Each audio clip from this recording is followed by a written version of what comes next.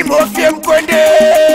ndichabaru sawa sawa Batipinde msango diri kungobata wisa Mwera shava mzimu wangu dai wakurumbidza Unguswara msango svinenge zvichingovhiringidza Kurumbidza ndipo tereswa ngusapa ndapinda musango vekwangu ndiri kudzungaira Furai masango mafeso ndabaiwa Omo ndakwidza ndichingobatanidza Furai masango efura ndichinaiwa Aiwa ndapidza kumusha vakamirirawo Furai masango shavere kuvhima makandipa mzimu ndiratidze pekuvhima napo Furai masango isarudza ndive svikiro renyu asi ndakangomirira mapfupa pachamuka Sawa ona musango mune muka midzimu yekwangu dai yachangamuka Mwenenge yati ndiende ndoyenda kana zvaita pasi pemuhacha ndotinda Amai vangu mtupu wangu vakudetemba Avanga kuvare nenomba mwana musango wachivhima mdzimu yangu Baba ndapinda musango vekwangu ndiri kudzungaira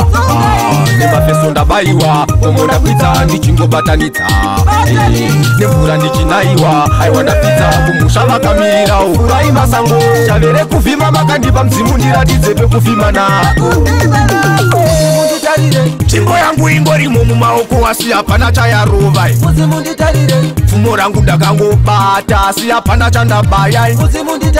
Kubva ndipinde musango ndiri kungobata wisa Mwera shava mdzimu wangu dai wakurumbidza Unguswara musango zvinenge zvichingovhiringidza Kurumbidza ndipo tereswa ngusapa ndapinda musango vekwangu ndiri kudzungaira Furai masango mafeso ndabaiwa Omo ndakwidza ndichingobatanidza Furai masango efura ndichinaiwa Aiwa ndapidza kumusha vakamirirawo Furai masango shavere kuvhima makandipa mdzimu ndiratidze pekuvhima napo Furai masango isarudza ndive svikiro renyu asi ndakangomirira mapfupa pachamuka Sawa ona musango mune muka midzimu yekwangu dai yachangamuka Mwenenge yati ndiende ndoyenda kana zvaita pasi pemuhacha ndotinda Amai vangu mtupu wangu vakudetemba Avanga kuvare nenomba mwana musango wachivhima mdzimu yangu Baba ndapinda musango vekwangu ndiri kudzungaira